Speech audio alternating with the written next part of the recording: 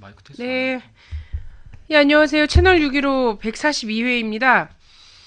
자, 2012년 가장 큰 기대와 관심을 모았던 대선이 끝났습니다. 이명박 정부가 워낙에 망쳐먹은 게 많아서요. 대선 결과가 정권 교체일 거라고 당연히 생각을 했는데, 정권 교체가 되지 않았습니다. 예.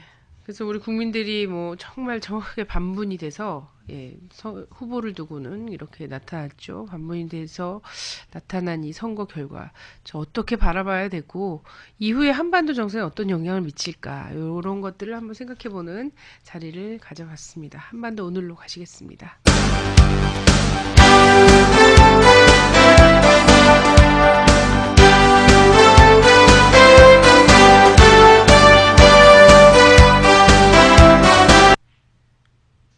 네, 오랜만에 뵙는 것 같죠? 예. 제가 그동안 많이 빼먹었습니다. 네네, 많이 바쁘셨나봐요, 은근히. 네. 예.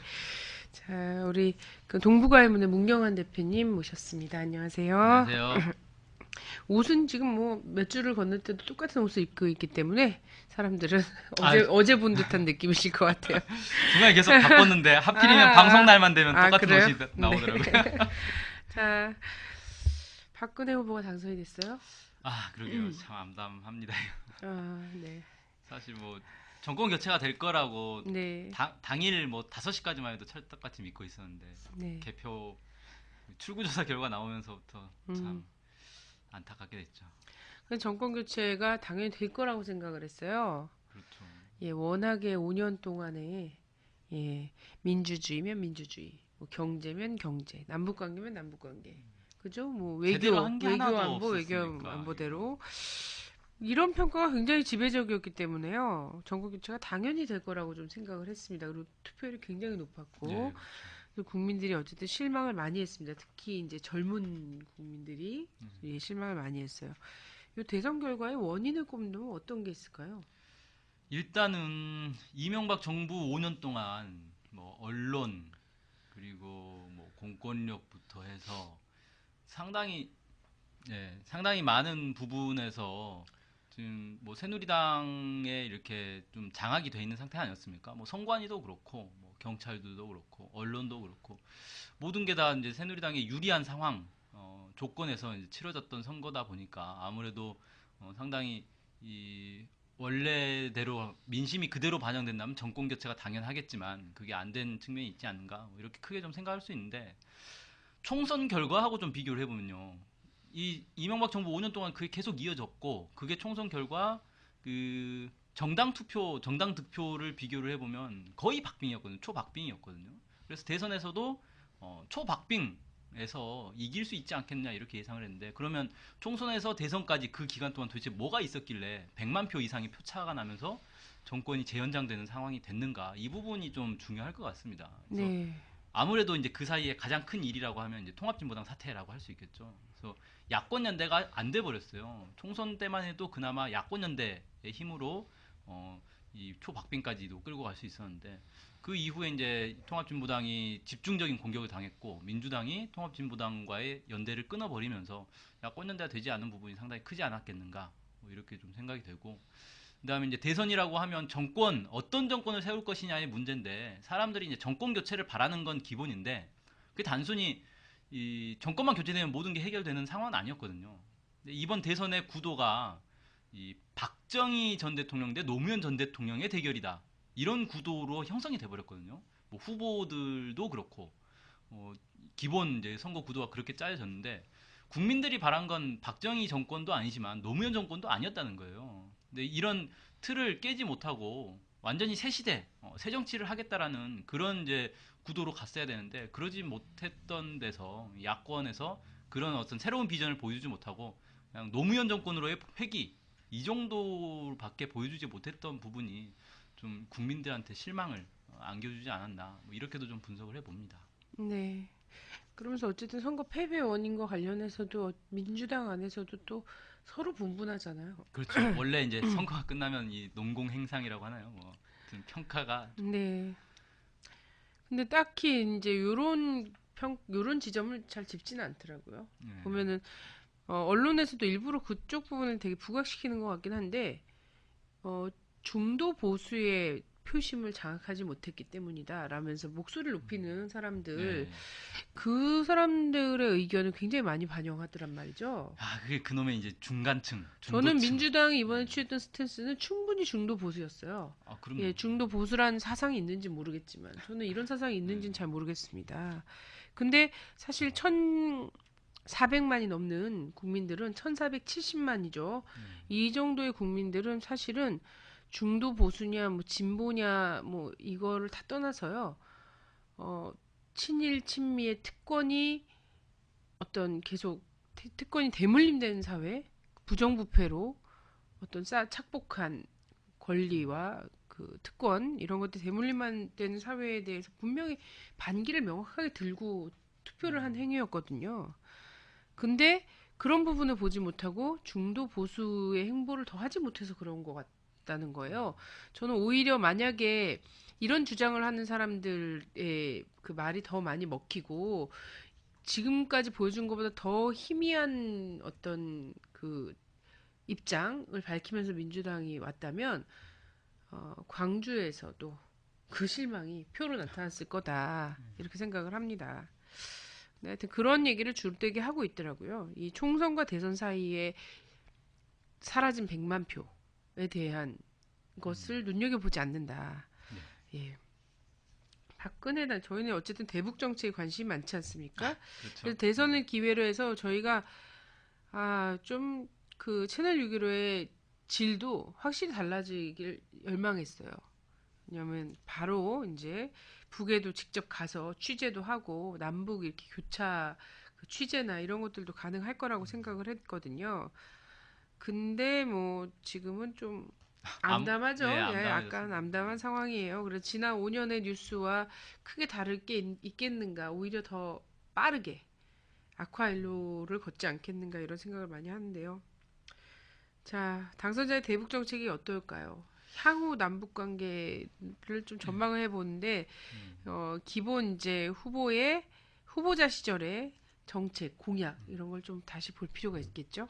예, 일단 그 박근혜 후보 쪽에서 내놨던 대북 정책의 기본은 그 무슨 한반도 신뢰 프로세스 뭐 이런 얘기를 하면서 이명박 정부와는 좀 차별화를 두려는 모습을 보였어요. 그래서 이 강경 아니면 유화 둘 중 하나를 선택하는 그런 식의 대북 정책을 하지 않겠다. 강경과 유화를 동시에 병행하는 그런 이제 정책을 펴겠다라는 걸 이제 기본에 두고 뭐 이명박 정부보다는 뭔가 대북 정책에서 진일보한 것처럼 이렇게 얘기를 하는데 실제로 내용을 뜯어보면 그렇진 않거든요. 가장 이제 두드러지게 나타나는 건 선핵 폐기 얘기를 하고 있어요. 그러니까 북한의 핵 문제, 그러니까 한반도 비핵화 문제가 해결이 돼야 남북 관계에서 어떤 진척이 있을 수 있다라든지 천안함 연평도에 대해서 이 사과를 받아내야 남북 관계를 진척시킬 수 있다든지 이런 식의 얘기를 하는데 이건 사실 이명박 정부하고 하나도 달라진 게 없는 거거든요. 그리고 이건 사실상 남북 관계를 발전시키지 않겠다는 것과 마찬가지예요. 한반도 비핵화 문제만 놓고 보더라도 이 북핵 문제가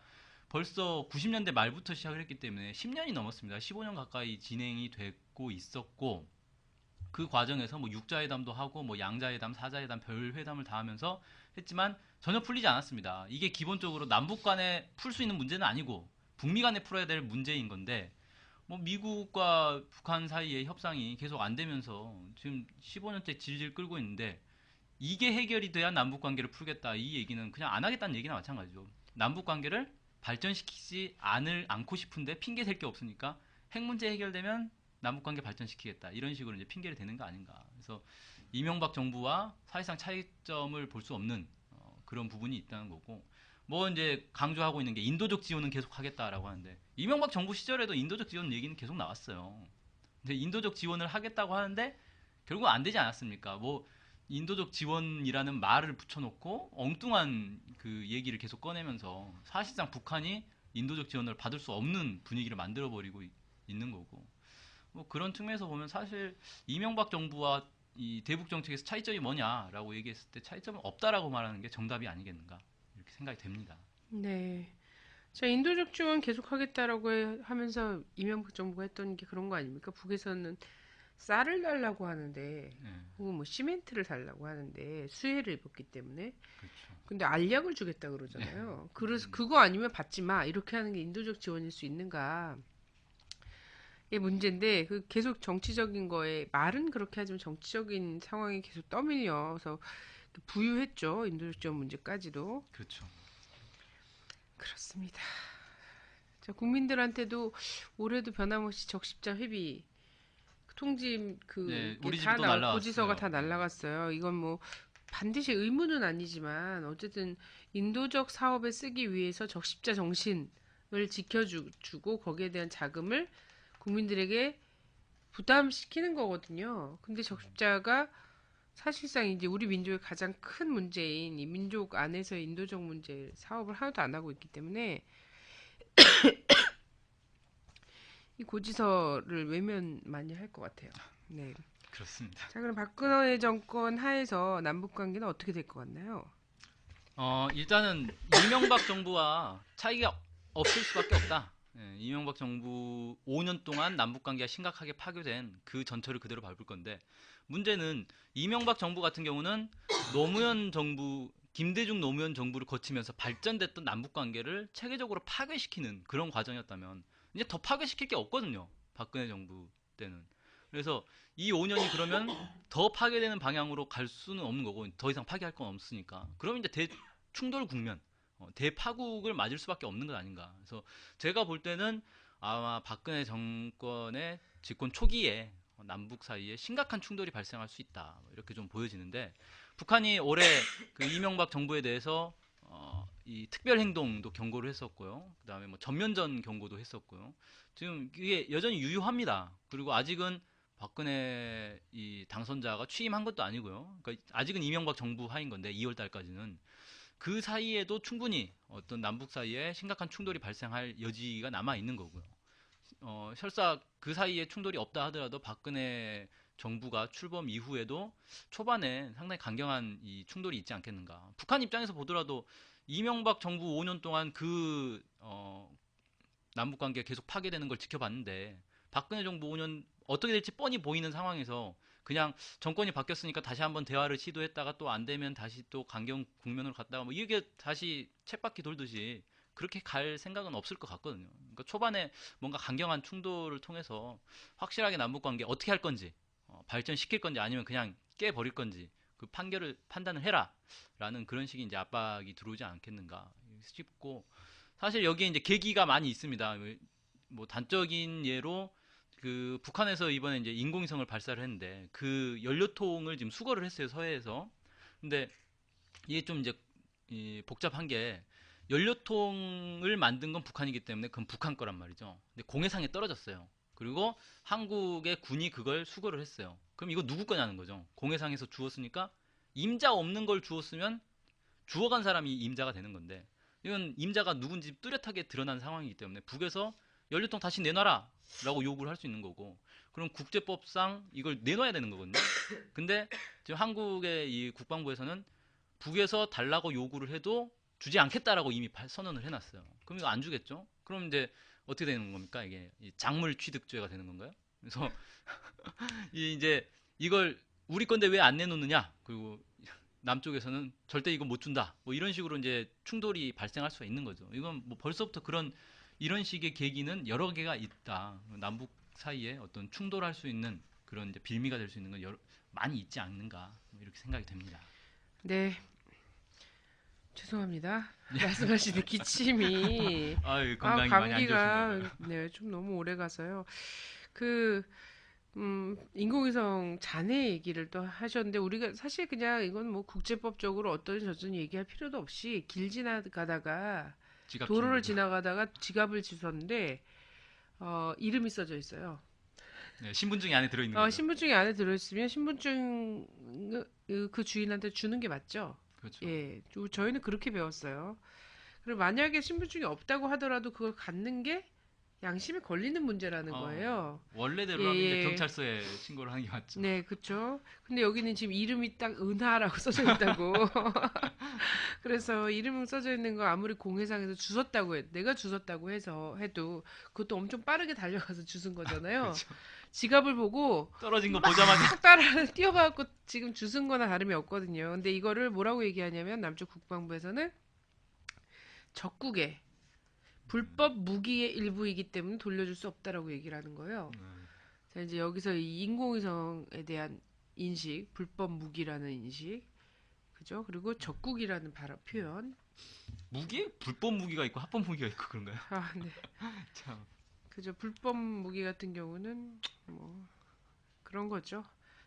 자기가 베트남전 혁혁한 공을 세웠다고 하면서 이제 밀수나 이런 걸 밀반입해갖고 자기가 그 해온 거라고 전리품이라고 자랑하신 분 있잖아요. 네. 오공의 대통령. 이런 경우일 수 있을 것 같은데 하여튼 그렇게 표현했단 말입니다. 그게. 그래서 요 표현 하나하나를 갖고도 사실상 지금의 남북 관계에서는 굉장히 그 안 좋은 상태로 그렇죠. 네, 불똥이 될 수 있는 발언을 이미 했고요. 근데 여기 또 중요한 게 있어요. 내일이죠? 내일로 공표를 한 것 같은데 국방부에서요. 애기봉 등탑, 성탄 등탑에다가 예. 점등을 한다라고 대단히 신기하게도 대선 다음 날 아침에 예. 네, 대선 다음 날 아침 주요 뉴스 중에 하나였어요. 그래서 애기봉 등탑을 점등한다고 공식 발표를 했습니다. 근데 여기는 조준사 타격하겠다라고 얘기했던 데가 아닙니까? 그렇죠. 예. 네, 상당히 위험한 데인데. 네. 그러니까 이 웃긴 게 그 애기봉 성탄 점등 행사를 영등포 교회에서 신청을 했어요. 신청한 날짜가 7일입니다. 네. 7일 날 신청한 걸 내에 묵혀두고 있다가 대선 끝나자마자 결과 나오자마자 곧바로 국방부에서 이런 요청이 왔는데 이번에는 허가를 하겠다. 예, 종교 활동 보장 차원에서 허가를 하겠다라고 발표를 했습니다. 아마 정권 교체가 됐어도 허가한다라고 발표를 했을지 참 의문이고요.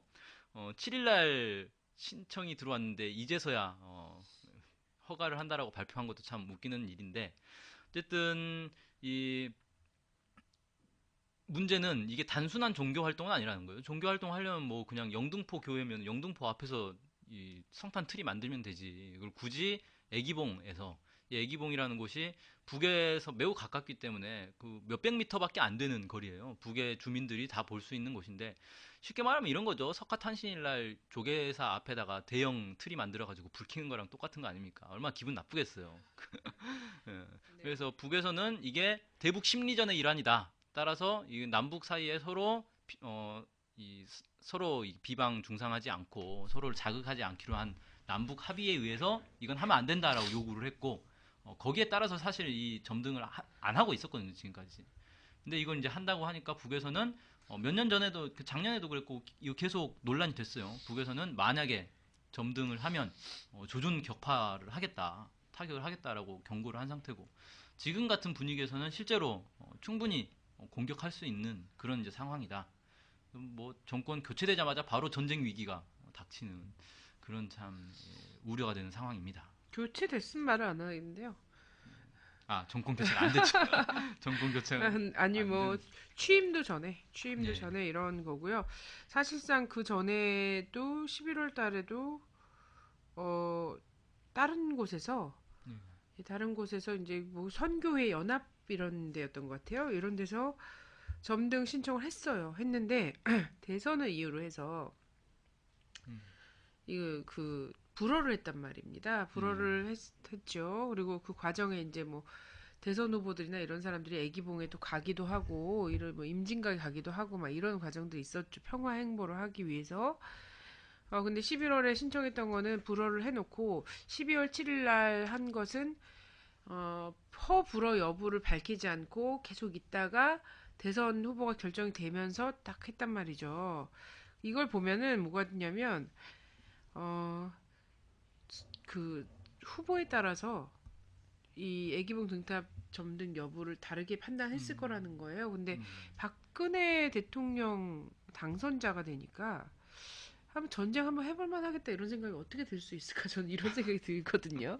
어차피 이게 이제 일촉즉발의 위기 상황으로 갈 거다라는 건 너무나 뻔했고 그걸 알기 때문에 이명박 정부도 작년에 뭐 장례식 때문에 뭐 올해는 또 대선 때문에 이러면서 나름 자제를 시켜온 건데 10월 20일 날 딱 점등 한다 이렇게 공식 발표를 한 걸 보니까 아 박근혜 대통령이면 전쟁 한번 해볼 만하다 이런 판단이 없이는 할 수가 없는 거잖아요. 그렇죠.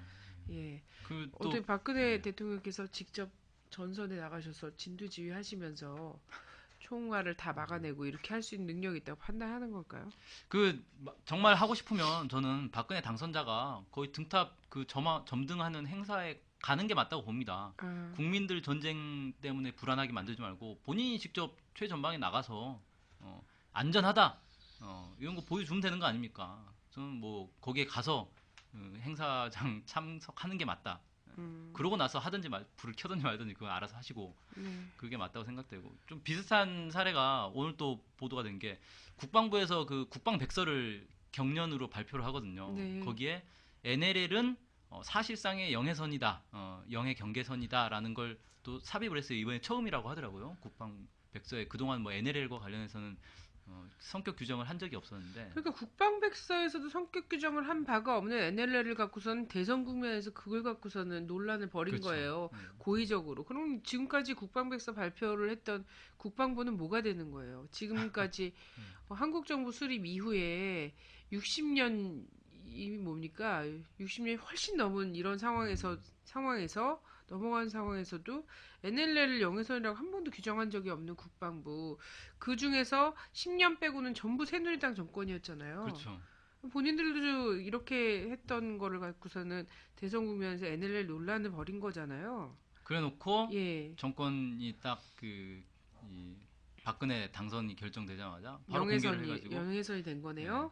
사실 근데 참 웃긴 게 영해선이라고는 말을 못하고 사실상의 영해선이다 그러면은 이렇게 저는 NLL이 영해선이라고 사실상의 영해선이라고 이제 국방 백서까지도 쓰신 분들이 직접 NLL을 꼭 현장에 나가서 NLL을 사수하시기 바랍니다. 예, 그 총기고 좀 NLL을 지켜보십시오. 방치해두고 많이 북에서 주장하는 해상 경계선보다 아래라거나 아니면 그 중간쯤이라거나 거기서만 뱅뱅 돈다거나 아니면 이걸 규정한 지휘부들은 그냥 국방부 안에서 앉아 있다거나 이렇게 한 일 없이 꼭 NLL 그 라인 위에 가서 사수하시기 바란다고. 애꿎은 정말 네. 젊은 장병들만 장병도 NLL로 영해선 고생시키지 지키라고 말고 내보낼 거 아니에요. 이러면 전쟁 나는 거 아닙니까? 그렇죠. 자, 국방백서에서 그렇게 했으니까 국방부 장관이 솔선수범해서 라인 위로, 예, 라인 위에 서 계시기 바랍니다. 참 정말 화나는 뉴스들이에요. 이건 정말 국민의 이게 뭐 어디서 점등이 하나 폭파되고 말고 이게 문제가 아니라 국민들 목숨이 생떼 같은 목숨이 하루아침에 죽어나가는 거예요. 장병들의 그 국방의 의무를 다하려고 간 그 젊은이들의 목숨이 그 정말 섣부른 종북 논쟁 이런 거 있잖아요. 섣부른 냉전주의 이 그 정권 안보를 위해서 젊은 장병들 사지로 내모는 일이거든요. 정말 이, 너무나 네. 화나는 일입니다. 정말 이 어이가 없는 거는 어떻게 대선이 끝나자마자 박근혜 당선이 확정되자마자 이런 일들이 그냥 우후죽순 터지는지 이건 뭐 남북 관계하고는 좀 다른 얘기지만 지금 뭐 그 현대자동차라든지 그 대선 기간에 뭐 토론회 TV 토론에서 막 언급이 되면서 주목을 받았던 이런 데가 지금 갑자기 또 경찰력을 투입을 해가지고 진압을 하고 이런 일들이 막 생기고 있거든요. 네. 야, 진짜 이 국가 이 공권력 그리고 국방부 이런 데서 눈치만 싹 보고 있다가 대선 끝나자마자 아 됐다 이제 우리 더 이상 눈치 볼 필요 없게 됐다라고 생각하고 막 밀어붙이고 있는 이런 상황 이게 새누리당이 애초부터 가지고 있던 이 본질 아닌가 좀 생각이 됩니다. 네, 참 대단합니다. 근데 명심해야 될 것은 당신들께서 뽑은 세워낸 여왕은 정말 대단해 보이고 뭔가 정말 보통 사람하고는 정말 다른 인생을 살았고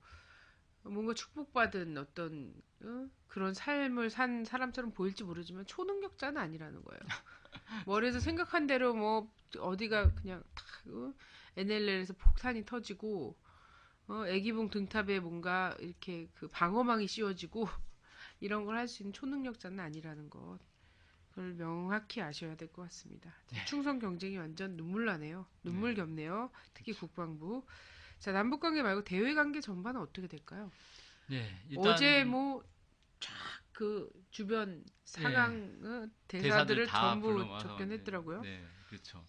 일단 이제 뭐 오바마 대통령하고도 전화 통화를 하고 뭐 이렇게 했는데 일단 한미 관계와 관련해서는 이 박근혜 이제 후보 시절에 이 다른 후보들에 비해서 가장 이제 한미 관계를 강조했던 그런 이제 사람이었고 당연히 뭐 새누리당 정권 이명박 정권 아래에서도 그랬고 새누리당 후보였으니 한미 관계에 가장 치중을 하지 않겠나 그렇게 좀 생각이 되고요.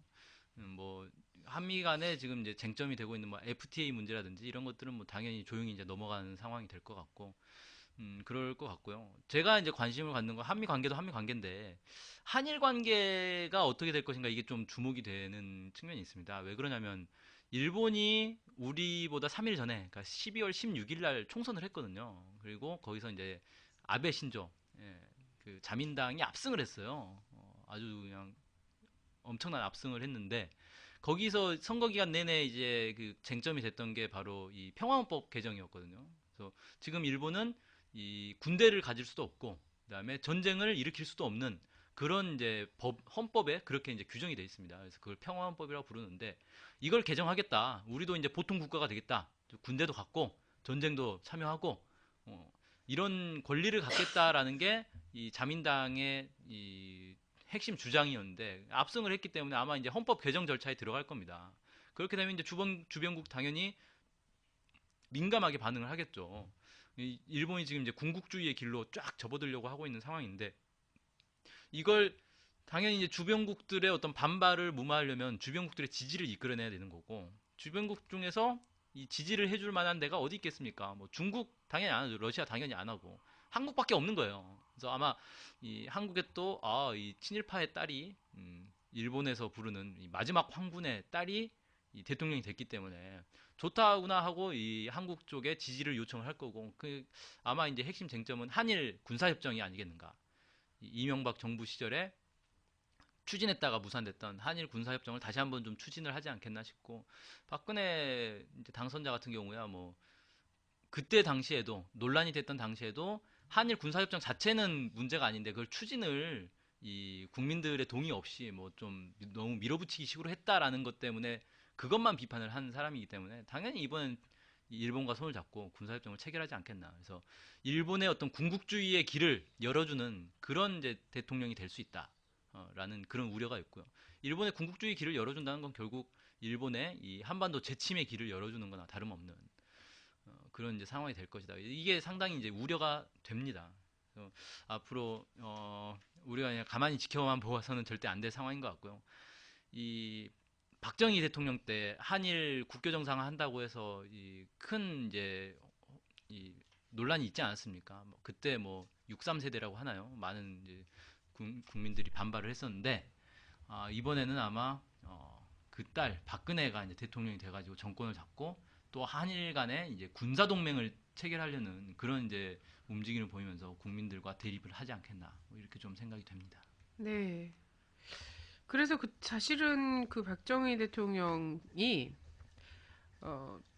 딱 그 권력을 찬탈하자마자 빠르게 이제 일본에 가갖고 막 그때 그 일본 육사에서 가르쳤던 스승도 만나면서 네, 스승님의 가르침에 몹시 고마워하고 막 이러면서 이제 일본 정계 사람들이 다 깜짝 놀랐잖아요. 그렇죠. 설마 우리 지배를 받은 나라의 그 대통령이 와서 우리에게 우리 식민 지배를 이렇게 고마워할 줄이야 이러면서 되게 깜짝 놀라고 막 이랬는데 그러면서 아까 말씀하셨던 것처럼 박정희의 죽음에 대해서 그 일본에서 언론에 마지막 나왔죠. 예. 마지막 황군이 죽었다.